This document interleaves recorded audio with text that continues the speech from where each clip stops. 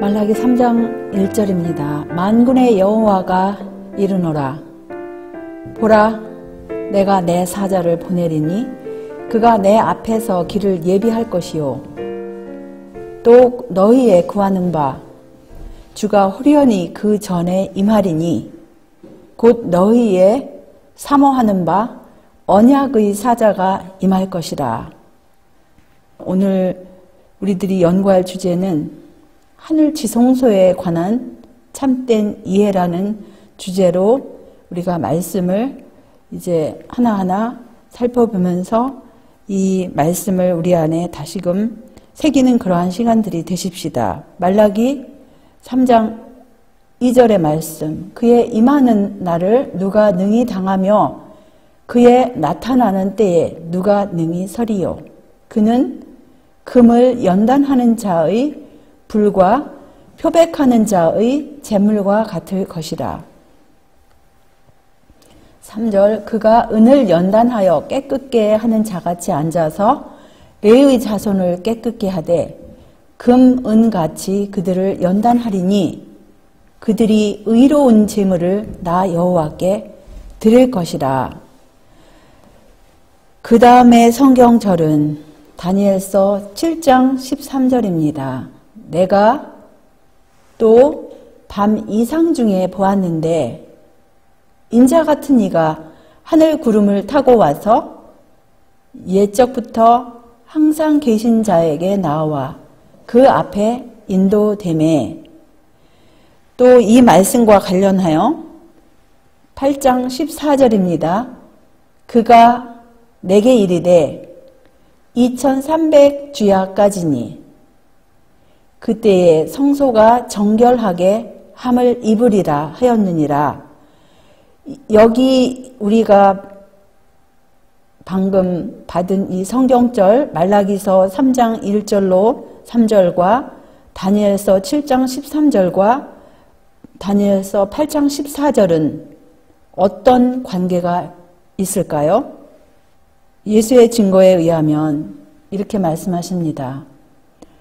다니엘서 8장 14절에 기록된 바와 같이 그리스도께서 우리의 대제사장으로서 성소를 정결케 하기 위하여 지성소에 들어가시는 것과 다니엘서 7장 13절에 묘사된 대로 인자 같은 이가 옛적부터 항상 계신 분 앞에 나아가시는 것과 말라기가 예언한 것처럼 주님께서 홀연히 그 전에 임하시는 것 등의 세 가지는 모두 같은 사건을 묘사하고 있다.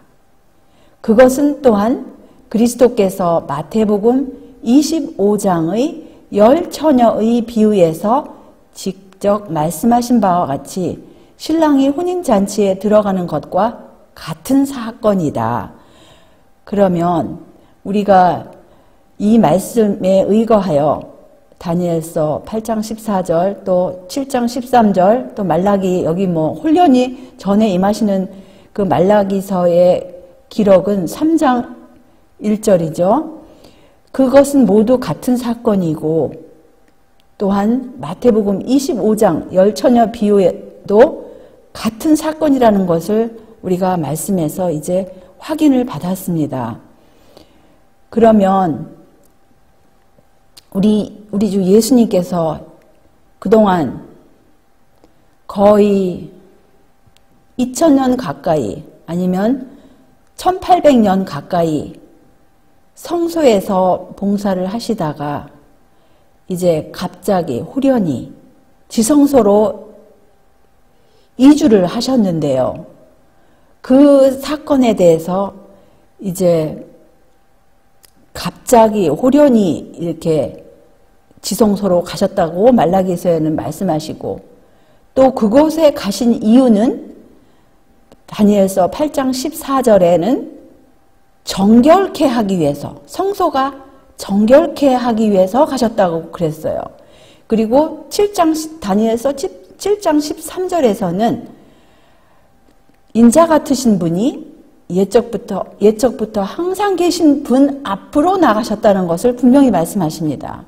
그래서 그 세 성경절만 모아도 우리 주 예수님께서 지성소에 계신 분들이 어떤 분이 계시고 또 거기서 무엇을 하시고 또 언제 그 일이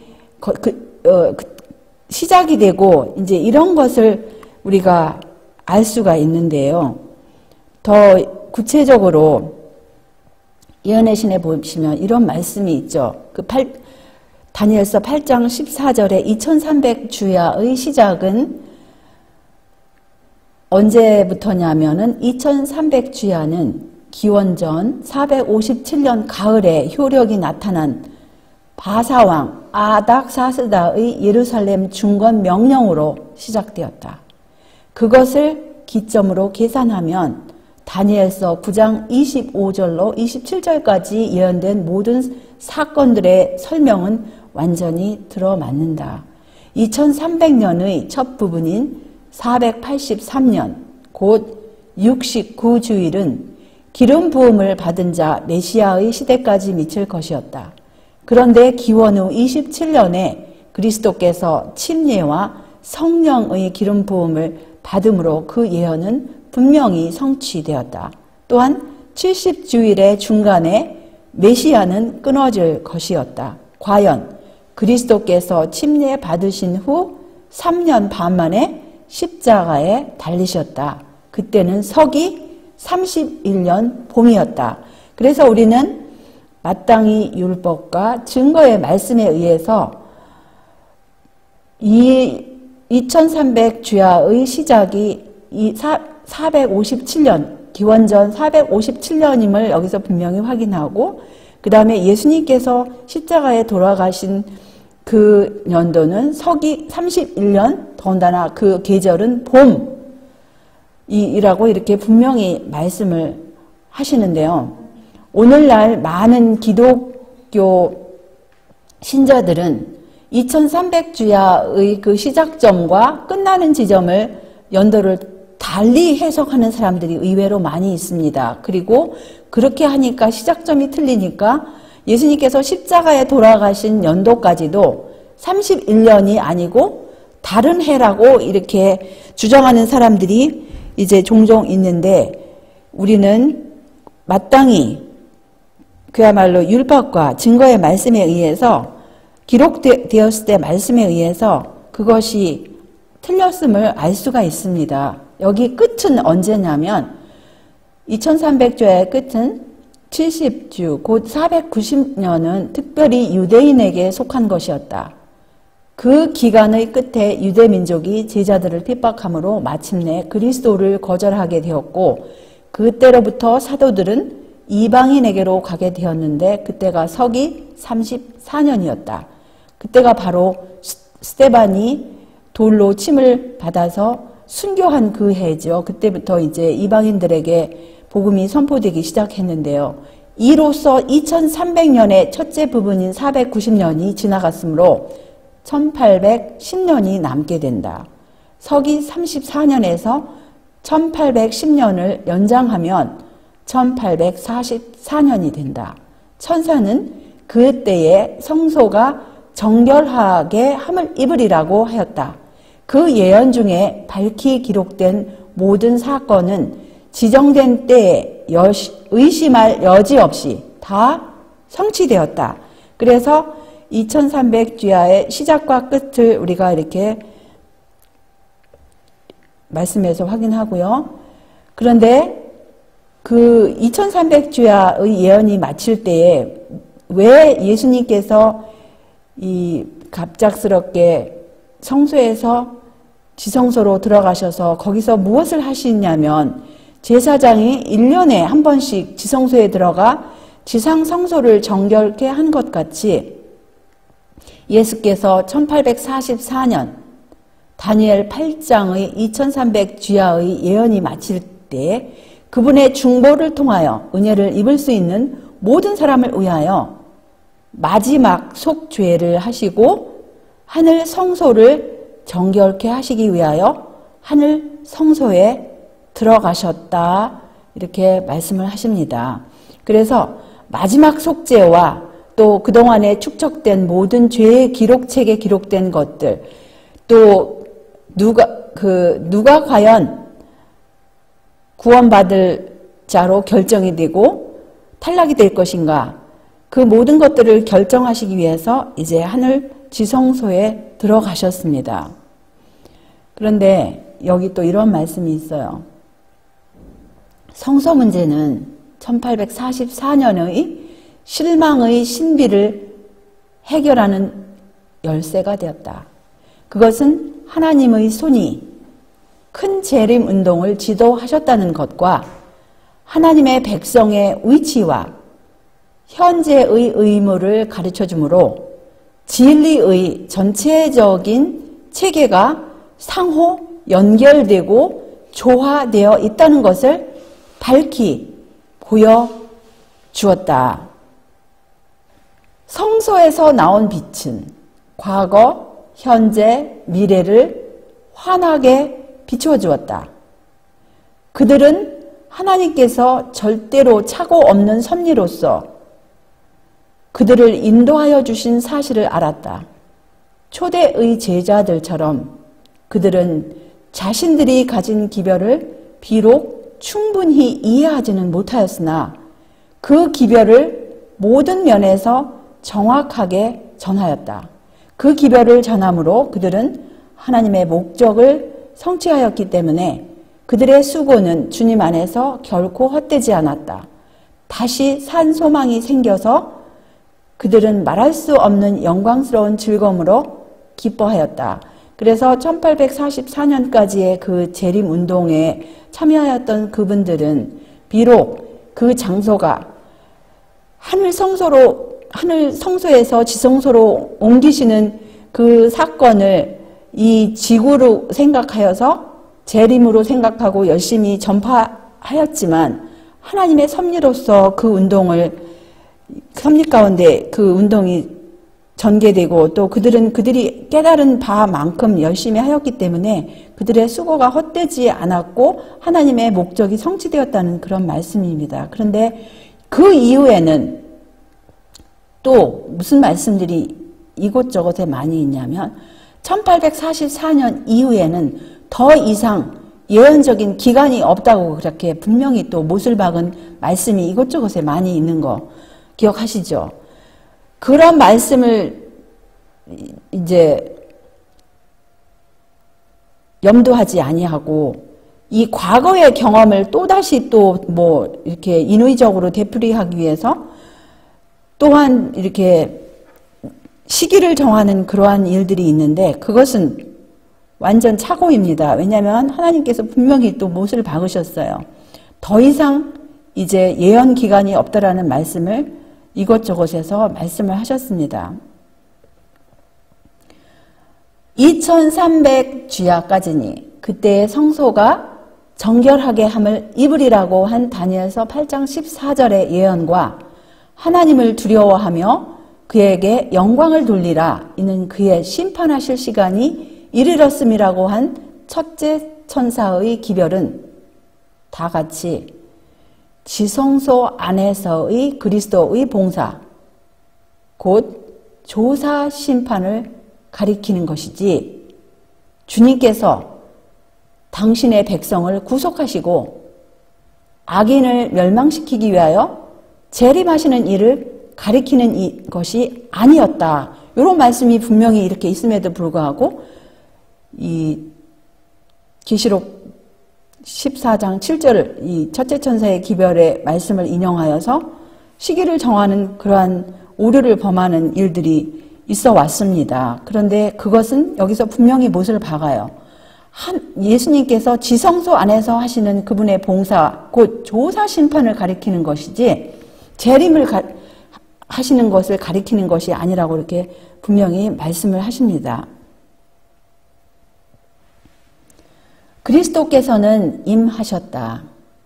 그러나 그들이 기대했던 바와 같이 지상에 임하신 것이 아니고 이미 모형으로 표상된 바와 같이 하늘에 있는 하나님의 성전의 지성소에 임하셨다. 그 사실을 선지자 다니엘은 그분께서 옛적부터 항상 계신 자 앞에 나와왔다고 표현하고 있다. 그는 내가 또 밤 이상 중에 보았는데 인자 같은 이가 하늘 구름을 타고 와서라고 말한다. 그런데 그는 지상이 아닌 옛적부터 항상 계신 자에게 나와 그 앞에 인도됨에라고 하였다. 그 사건은 갑작스럽고도 예기치 못한 사건이라고 이렇게 말씀하세요. 말라기 선지자 역시 이때의 오심에 대하여 다음과 같이 예언하였다. 너희의 구하는 바 주가 홀련히 그 전에 임하리니 곧 너희의 사모하는 바 언약의 사자가 임할 것이라. 주님께서 성전에 들어가시는 일은 하나님의 백성에게 있어서도 갑작스럽고도 예기치 못했던 사건이었다. 그들은 주님께서 그리로 가시는 것을 기대하고 있지 않았다.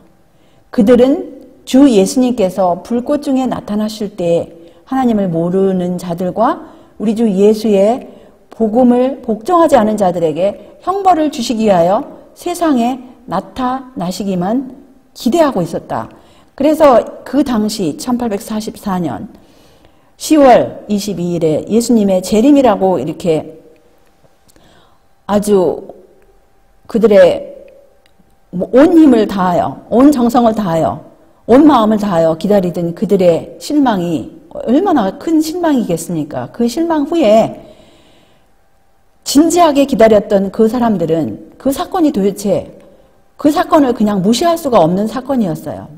그것은 왜냐하면 그 운동 가운데 하나님께서 분명히 그분의 영으로 인도를 하신 것을 자기들이 마음으로 체험을 하였기 때문에 그 진지하게 기다렸던 그 사람들이 다시금 어디에 무슨 착오가 있었나 공부를 하였고 연구를 하였을 때 간절히 구하였을 때 하나님께서 그분의 영으로 그 말씀의 의미를 참된 의미를 가르쳐 주셨고 주님께서 성소에서 지성소로 들어가시는 그 사건을 그냥 이 지구상에 알리지 않고 들어가신 것이 아니라 그 사건은 너무나 중요하고 조사심판의 시작점이 이 시작된 것을 온 지구상에 있는 이 마지막 때까지 살아야 하는 사람들이 반드시 깨달아야 주님을 맞이할 사람들이 깨달아야 할 그러한 중대한 사건이기 때문에 하나님께서 그렇게 이 사람들의 마음을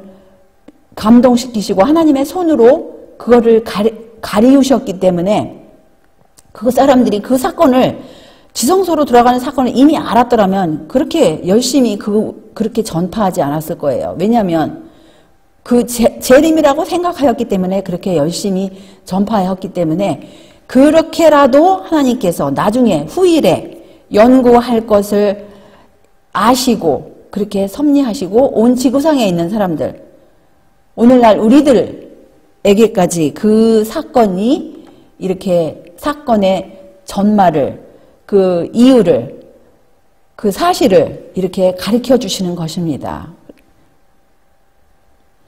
그래서 히브리서 9장 3절에 보시면 또 둘째 휘장 뒤에 있는 장막을 지성소라 일컫나니 그 지성소에 관련하여서 이제 또 이런 말씀들이 있습니다. 첫째, 둘째, 셋째 천사의 기별에 관련하여 우리의 신앙은 정확하였다. 우리들이 통과해 온 위대한 이정표들은 확고부동하다.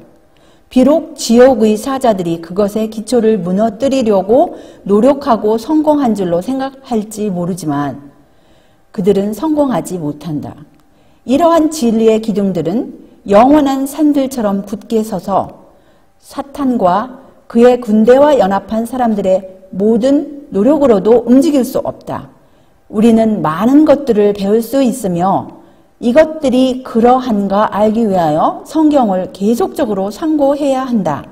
하나님의 백성들은 우리의 대제사장께서 심판하시는 사업의 마지막 봉사를 수행하시고 그분의 백성을 위해 중보하시는 곳인 하늘 성소에 그들의 시선을 지금 고정시켜야 한다고 이렇게 말씀하십니다. 그래서 이 성소기별과 쇠천사기별과는 분리할래야 분리가 할 수 없어요. 나란히 가요. 병행하여. 그리고 내용들이 거의 비슷합니다. 그리고 그 안에 모든 우리가 이 마지막 때에 깨달아야 하고 순종하고 전파해야 할 진리의 기둥들이 쇠천사기별 가운데 또 성소기별 가운데 들어있는 것임을 이제 성경학도들은 깨닫고 그 중요성을 깨달을 것입니다. 또한 이런 말씀이 있어요. 우리에게 임한 하늘 성소 안의 봉사에 관한 빛으로부터 우리를 떠나게 하는 이론을 제시하고자 하는 사람은 누구든지 교사로서 받아들여서는 안 된다. 성소 문제에 관한 참된 이해는 한 백성으로서 우리에게 많은 것을 의미한다. 우리가 이 문제에 관한 빛을 위해 주님께 신실히 구했을 때 빛이 이르러 왔다. 이상 중에 나에게 하늘 성소와 관련된 봉사의 광경이 주어졌으며 며칠 동안 나는 그것을 말할 수 없었다고 이렇게 기록을 하십니다. 이 앞부분에, 이 말씀의 앞부분을 보시면 하늘 성소 안의 봉사에 관한 빛으로부터 우리를 떠나게 하는 이론을 제시하고자 하는 사람은 그가 누구라도 어떠한 지위에 있다 할지라도 얼마나 유명하다 할지라도 어떻게 해요? 교사로서 받아들여서는 안 된다고 분명히 못을 박으십니다. 그러면 이 하늘 지성소와 성소에 관련된 그런 그것과 쇠천사의 기별과 나란히 가고 내용이 이제 거의 비슷해요. 그런데 거기서 그러한 빛으로부터 이제 우리를 떠나게 하는 그러한 이론을 제시한 그것이 뭐 구체적으로 이제 무엇인지 우리가 다시 한번 살펴보십시다. 아주 유명한 말씀이 우리가 이게 2300 주야의 끝이라는 제목 하에 초기문집에 보시면 그 지성소에 관련되어서 이 기별자께서 보신 이상, 그 이상에 관해서 이제 그 하신 말씀, 자기가 이 참된 이해, 이것은 우리들에게 상당한 의미가 있고, 새 예루살렘까지 가는 그러한 진리 가운데 아주 중요한 자리를 차지하는 것이 바로 이 성소기별이 아닙니까? 쇠천사기별과 관련하여서. 그런데 거기에서 이 성소기별을 전하면서 사실은 반드시 밝혀져야 할 내용이 이러한 내용들이에요. 그런데 뭐 부분적으로는 밝혀진다 할지라도 또 그것을 밝히면서 가장 중요한 것, 그러한 것들을 애매모호하게 처리하고 아니면 다른 말을 할 때 우리는 교사로 받아들여서는 안 된다고 분명히 여기서 못을 박으셨습니다. 여기서 뭐라 하셨냐면 나는 한 보좌를 보았는데 그 위에는 아버지와 아들이 앉아 계셨다. 나는 예수님의 용모를 바라보고 그분의 자애로운 모습에 감탄했다. 아버지의 형상은 뵐 수 없었는데 그것은 영광으로 번쩍이는 구름이 그분을 덮고 있었기 때문이었다. 나는 예수님께 아버지께서도 그분과 같은 모습인지를 물었다. 그분은 아버지께서도 당신과 같은 형상을 하고 계시다고 하셨다. 그러나 내가 볼 수 없는 것은 만일 네가 그분의 영광을 한번 바라본다면 너는 살아남지 못하게 될 것이기 때문이다 라고 말씀하셨다. 그래서 분명히 하나님 아버지께서도 예수님과 같은 형상을 가지고 계심을 여기서 이제 그 당시에 여기 이 계시를 볼 동안에는 몰랐기 때문에 질문을 하였죠. 감리교회의 사상에 의하면 삼위일체 교리에 의하면 하나님 아버지는 형상이 없다라고 가르치기 때문에 그 사상에 이제 물들은 그런 어린 나이에 자기가 모르기 때문에 이런 질문을 하였을 때 답을 얻었습니다. 아버지께서도 예수님과 같은 형상이 있다고 이런 답을 얻었어요. 보좌 앞에서 나는 재림 신도들과 교회와 세상을 보았다. 나는 보좌 앞에 있는 두 무리를 보았는데 한 무리는 아주 진지하게 머리를 숙이고 있는데 비해 다른 무리는 무관심하고 부주의한 자세로 서 있었다. 지금 여기서 두 무리가 있는데 한 무리는 여기 한국 번역으로는 머리를 숙이고 있다고 그러는데 사실은 그 영문 직역을 할 것 같으면 구부린 자세 아니면 엎드린 자세 아주 겸허한 자세로 그러한 자세로 이제 몸과 마음이 그런 자세겠죠. 그런데 다른 무리는 전혀 그런 이렇게 겸허한 자세가 아니고 아주 부주의하고 무관심하대요. 부주의하고 그 다음에 거기다가 서 있기까지 했다고 그래요. 이게 바로 보좌 앞에 있는 두 무리예요. 보좌 앞에서 머리를 숙이고 있는 무리들은 예수님을 바라보며 기도하고 있었고 예수께서는 당신의 아버지께 탄원하시는 것처럼 보였다. 한 줄기의 빛이 아버지께로부터 나와 아들에게 이르렀고 아들에게서 다시 기도하는 무리에게 임하였다. 그래서 여기 보시면은 진지하게 기도하고 그런 사람들이 예수님을 바라보고 이렇게 기도를 해요. 그리고 그 빛이 누구로부터 나와요? 아버지로부터 또 예수님에게 그 다음에 기도하는 무리에게 이르렀는데 이 말씀이 이 예수의 증거의 말씀이 사실은 어디와 일치가 됩니까? 계시록에 있는 말씀과 일치가 돼요. 예수 그리스도의 계시라. 이는 하나님이 그에게 주사 반드시 속히 될 일을 그 종들에게 보이시려고 그 천사를 그 종 요한에게 보내어 지시하신 것이라. 그래서 요한이 받은 그 계시를 받은 순서가 하나님 아버지께로부터 예수 그리스도 그리고 천사의 봉사를 통하여 이렇게 받았습니다. 그런데 그때 나는 몹시 밝은 빛이 아버지께로부터 나와 아들에게 이르고 아들에게서 다시 나와 보좌 앞에 있는 무리들, 다른 무리들 위에 머뭇거리는 것을 보았다. 그러나 대다수의 사람이 이 큰 빛을 받지 못했다. 많은 사람들이 그 빛을 피해 나가서 즉시 그 빛을 거절하였다. 어떤 사람들은 대수롭지 않게 여기고 그 빛을 받지 않았다. 그러자 그 빛은 그들을 떠나고 말았다. 그래서 여기 보시면 하나님 아버지로부터 아주 밝은 빛이 나왔어요.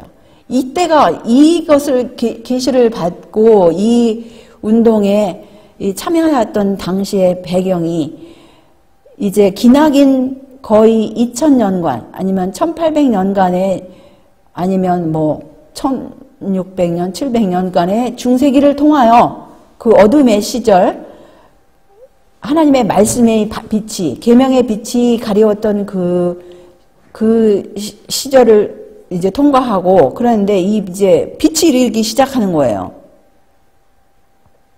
몇몇 사람은 빛을 받고 기도드리고 있는 적은 무리에게로 가서 함께 머리를 숙였다. 기도하는 무리는 모두 그 빛을 받아들이고 그것으로 인해 기뻐하였다. 그들의 용모는 그 빛의 영광으로 빛나고 있었다. 그래서 사실은 이 큰 빛에 관하여 이 받은 빛에 관하여 도대체 이 큰 빛을 받는 것이 무슨 의미일까? 그 모든 내용을 사실은 오늘은 이제 다루지 아니하고 주님께서 허락하시면 다음 주일에 그 큰 빛을 받는 것이 무슨 의미인지 또 그것을 받은 무리가 누구인지 그것을 이제 말씀 가운데서 우리가 다시 연구를 하시겠습니다. 나는 아버지께서 보좌로부터 일어나 불병거를 타시고 휘장 안에 있는 지성소로 들어가 좌정하시는 것을 보았다. 그러자 예수께서도 보좌로부터 일어나셨고 그의 앞에서 머리를 숙이고 있던 아니면 구부리고 있던 무리들도 그분과 함께 모두 일어섰다. 나는 예수께서 일어나신 이후에는 단 한 줄기의 빛도 그분으로부터 부주의하는 무리들에게로 가는 것을 보지 못했다. 그들은 칠흑 같은 어두움 속에 버려졌다. 이 경험은 사실은요, 그 당시에 1844년 그 직후의 경험이기도 하지만 계속 진행 중이에요. 현재 진행 중입니다. 우리가 구부린 자세로, 겸허한 자세로, 간절히 기도하는 자세로 예수님을 바라보고 우리 눈에는 보이지 않지만 믿음의 눈으로 지성소에 따라 들어가든지 아니면 이렇게 부주의하고 관심 없는 태도로 이렇게 그럴 때 칠흑 같은 어두움 속에 버려지든지 각 개인의 경험이에요. 예수님과 함께 일어선 무리는 그분이 보좌를 떠나 그들을 좁은 길로 인도하실 때 그들의 눈을 그분께 고정시키고 있었다. 다른 분이 아닙니다. 다른 분이 없으세요. 하나님 아버지와 예수님 사이에 다른 분이 없으십니다. 예수님께 눈을 고정시키고 이 남은 무리가 이제 주님께서 인도하시는 대로 이렇게 따라가는 것입니다. 그 후에 그분은 오른팔을 들고 사랑스러운 목소리로 말씀하셨다. 여기서 기다려라. 내가 나라를 받으러 누구에게로 가노라? 나의 아버지께로 가노라. 너희 예복을 흠없이 보존하고 있어라. 잠시 후면 내가 혼인잔치에서 돌아와서 너희를 내게로 영접하리라. 여기 지금 주시는 모든 말씀, 이것이 우리 앞에서 주신 그 원고에 쓰신 말씀, 그것이 다 관련된 거예요. 이 이상 가운데 이걸 간절히 기도하는 마음으로 구했을 때 보여주신 이상의 내용입니다. 우리가 계속 지금 보고 있지 않습니까? 근데 여기서 사실은 이 내용들이 이제 좀 뒤에 가시면은 더 구체적으로 보이시지만 성소를 기별을 연구할 때 세천사의 기별의 내용과 똑같아요. 아버지와 아들과 성령이 분명히 여기서 드러나야 합니다.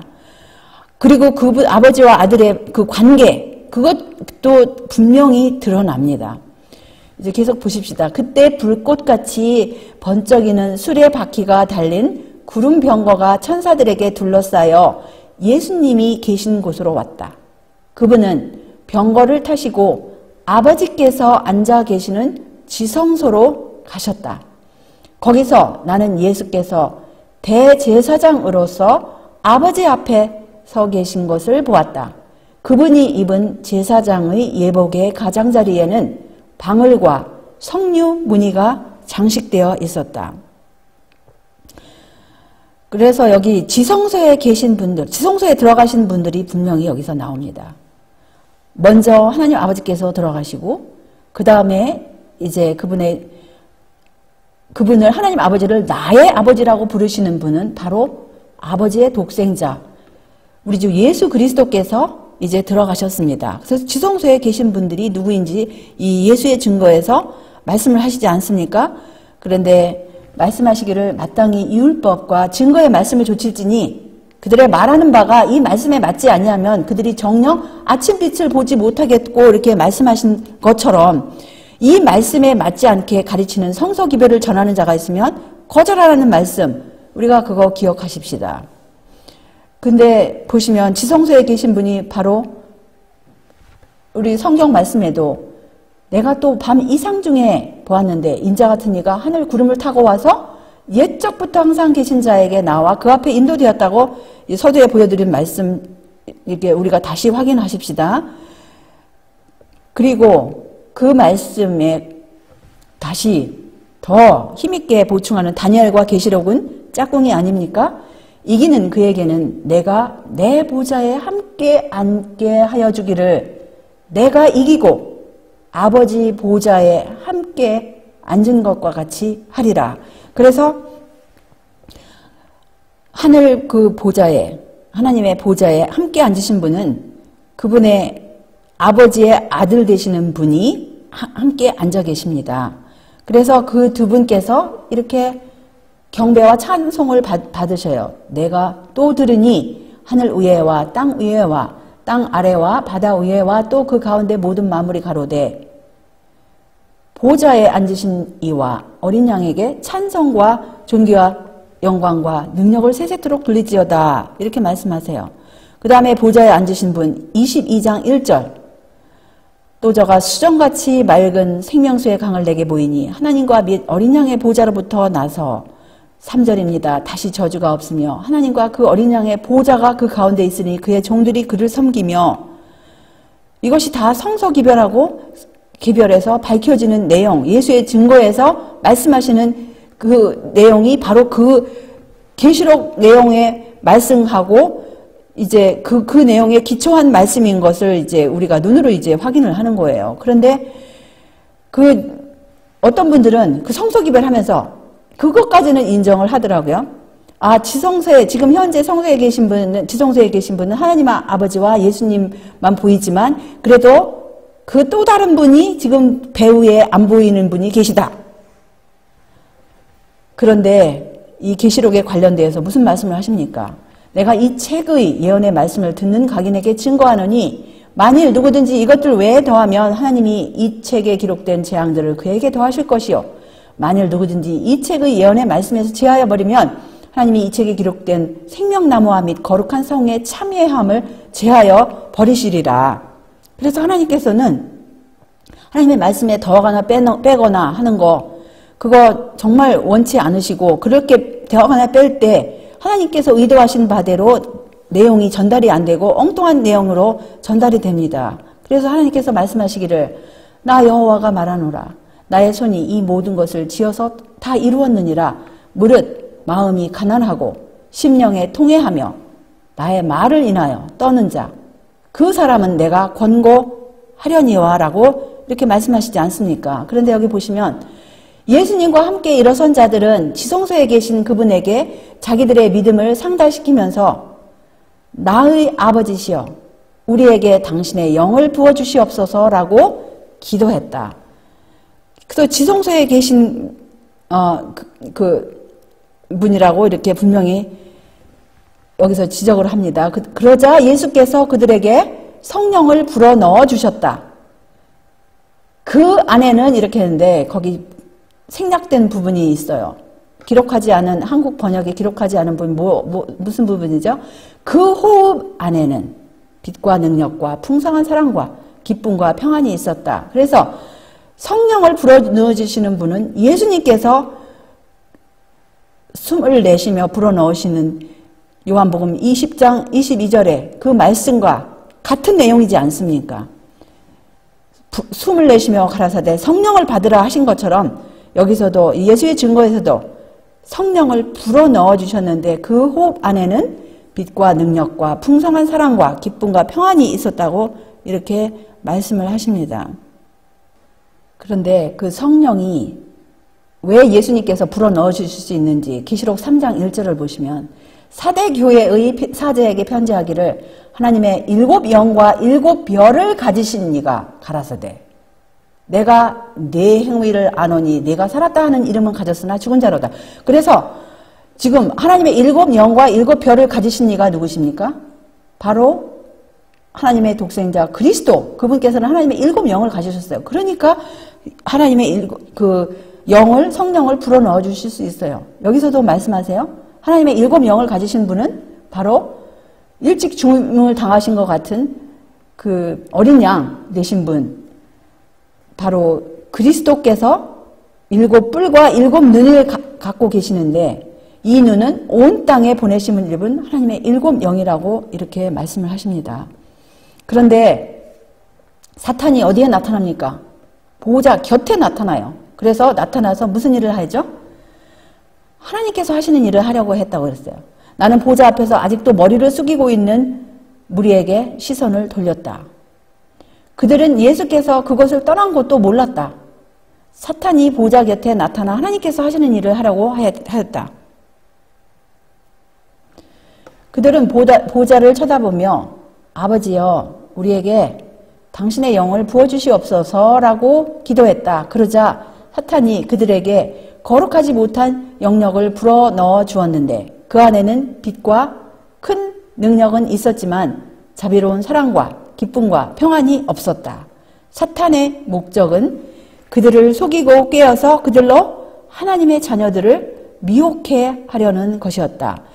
여기 보면 사탄도 이적을 행할 수 있잖아요. 그리고 빛의 모양을 광명의 천사를라고 이렇게 가장을 한다고 그랬어요. 광명의 천사를 가장을 하고 사탄이 그래서 빛이 있는 것처럼 보여요. 그리고 이적을 행해서 하늘에서 불이 내려오는 것 그런 능력까지도 있습니다. 그런데 그 안에는 진정한 사랑이 없어요. 우리 주 하나님 아버지와 우리를 위해서 돌아가신 우리 구세주 예수님께 향한 사랑도 없고 또 하나님의 계명을 사랑하는 마음도 없고 그러니까 기쁨도 없고 마음의 평안도 없습니다. 성령의 열매가 없어요. 그래서 우리 이 서두에서 이게 우리가 보신 말씀처럼 이 하늘 성소 안의 봉사에 관한 빛으로부터 우리를 떠나게 하는 이론을 제시하고자 하는 사람은 누구든지 교사로서 받아들여서는 안 된다는 거. 이 말씀 사실은 이 말씀이 이 성소 문제와 관련해서 사실은 우리가 분명히 기억해야 할 그 말씀입니다. 그리고 여기 보시면 이런 말씀이 있어요. 그러나 백성들은 아직도 그들의 주님을 맞이할 준비가 되어 있지 않았다. 그들에게는 아직도 이루어야 할 준비의 과업이 남아 있었다. 지금 1844년에 예수님께서 오실 수가 없었어요. 그 당시에 그 사람들이 아직도 자기들은 준비한다고 하였는데 준비하지 않은 부분이 있다. 이 말씀입니다. 그들은 그들의 마음을 하늘에 있는 하나님의 성전으로 향하게 하는 빛을 받아야 할 것이었다. 그리고 그들이 믿음으로 거기서 봉사하시는 대제사장을 따라가므로 그들에게는 새로운 의무가 밝혀질 것이었다. 또한 교회는 또 하나의 다른 경고의 기별과 교훈을 받아야 할 것이었다. 그래서 1844년 동안에 자기들이 그 분명한 뜻은 몰랐지만 첫째 천사와 둘째 천사의 기별을 선포하였습니다. 그런데 이제 셋째 천사의 기별, 경고, 그것을 받아들이고 그들이 새로운 의무, 무엇입니까? 바로 그들이 깨닫지 못하였던 하나님의 계명을 이제 지켜야 할 그런 의무를 깨닫고 하나님의 계명과 예수 믿음을 지키는 그러한 한 백성이 준비되어야 이제 예수님께서 오실 수 있다라는 이 말씀이에요. 하늘 성소에서 그리스도의 중보 사업이 그치게 될 때 세상에 살아있는 사람들은 거룩하신 하나님 앞에서 중보자 없이 서게 될 것이다.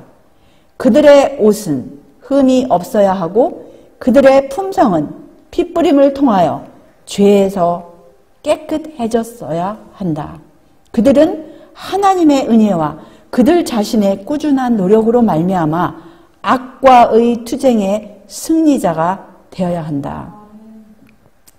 죄에서 깨끗해졌어야 한다고 하는데 죄를 알려면 무엇을 알아야 합니까? 죄를 그야말로 보여주는 하나님의 계명을 알아야 어떤 계명을 깨뜨렸는지를 알고 회개할 것이 아닙니까? 그래서 그들의 옷이 흠이 없어야 하고 품성이 깨끗해져야 하는 것이 다 이제 하나님의 계명과 관련이 되고 마지막 기별, 셋째 천사의 기별과 관련이 되고 성소 기별과 관련이 됩니다. 그래서 성소 기별에서 그것이 밝혀지지 않으면 이 마지막 때 하나님께서 부르신 그 부르심, 그것이 무엇인지 알지 못해요. 그냥 자기가 아는 거기에서 그냥 마치는 것 뿐입니다.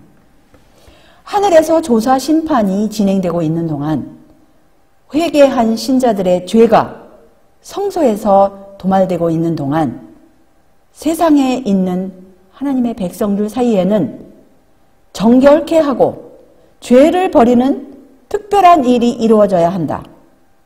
요한계시록 14장의 기별에 이 사업이 더욱 분명하게 기록되어 있다라고 이렇게 말씀하십니다. 그래서 이 하늘 지성소에서 조사 심판이 진행되고 있는 동안에 하늘에서 진행되고 있는 동안에는 이 땅에서는 하나님의 백성, 남은 백성이 될 것 같으면 요한계시록 14장의 기별이 무엇인지를 깨닫고 그 기별에서 말씀하시는 그 조목조목대로 우리가 굴복하고 그 말씀대로 순종하고 정결함을 입어야 된다라는 말씀이에요. 그렇지 아니하고 달리 해석하여서 성서기별을 받아들이고 아무리 감동을 받는다 할지라도 계시록 14장과 분리되어서 조목조목 그것이 밝혀지지 않고 그것은 하나의 기만인 것입니다. 이 일이 완성될 때에 그리스도를 따르는 사람들은 그분의 재림을 맞이하기 위한 준비를 갖추게 될 것이다. 그때에 유다와 예루살렘의 헌물이 옛날과 고대와 같이 다 나 여호와께 기쁨이 될 것이다. 주님께서 오실 때에 당신의 것으로 받으실 교회는 영광스러운 교회로 세우사 티나 주름 잡힌 것이나 이런 것들이 없는 교회가 될 것이다. 그래서 그 일이 완성되는 것은 무엇입니까? 바로 앞의 문장 요한계시록 14장의 기별, 그것과 관련돼서 이 하늘 지성소에서 조사심판이 진행되고 있는 동안에 이 땅에서는 그 하나님의 백성들 사이에서는 계시록 14장의 기별에 맞추어 정결 사업이 이루어질 때 바로 하나님께서 원하시는 이 교회, 바로 영광스러운 교회, 주름 잡힌 것이 없는 그러한 교회가 된다라는 이러한 말씀이에요. 그럴 때 그 교회는 아침빛같이 뚜렷하고 달같이 아름답고 해같이 맑고 기치를 버린 군대같이 어미가 있을 것이다. 그때에 우리 주 예수님께서 그에게 권세와 영광과 나라를 주고 모든 백성과 나라들과 각 방언하는 자로 그를 섬기게 하였으니 그 권세는 영원한 권세라. 옮기지 아니할 것이요 그 나라는 패하지 아니할 것이니라. 그래서 그날에 만군의 여호와께서 그 남은 백성에게 영화로운 면류관이 되시며 아름다운 화관이 되실 것이라. 그래서 우리들 모두가 정말 이 마지막 때 남은 백성, 아침빛같이 뚜렷하고 달같이 아름답고 해같이 맑고 기치를 버린 군대 같은 그러한 어미한 그 여자와 같은 남은 백성이 되기 위해서 주신 이 오늘의 말씀, 이 말씀에 우리가 그 맞추어서 우리 생애가 더 깊이 회개하고 또 주님의 의를 힘입어서 주님의 계명에 순종하는 우리 모두가 되시기를 바라면서 말씀을 여기서 줄이겠습니다. 하늘에 계신 우리들의 아버지, 다시 한번 우리 주님께서 우리들에게 이 만물의 마지막 때에 이렇게 귀한 기별을 주시고 주님의 자녀 삼으시기 위해서 오늘날까지 오래 참으시고 베푸시는 그 모든 사랑과 은혜, 이 시간 다시 한번 감사와 찬양을 우리 주 예수님의 이름으로 다시 한번 이렇게 나올 수 있도록 은혜 베푸시니 참으로 감사합니다. 주님께서 주신 이 성경과 예언의 신의 말씀으로 지금 현재 하늘에서는 하나님 아버지께서 계시고 또 우리 주 예수님께서 계시고 천천만만의 천사들이 계시고 그곳에서 구원받을 후보들의 누구인가 결정하시는 그 중대한 사업이 이제 시작되는 그 시점을 그냥 조용히 지나가지 않게 하시고자 그 큰 운동을 일으키시사 이 지상에 있는 사람들의 시선을 지성소로 이끄신 그 운동의 의미를 다시 한번 깨닫게 해주셔서 감사합니다. 그런데 그들이 주님을 맞을 준비가 되지 않은 그 이유까지 밝혀주셔서 감사합니다.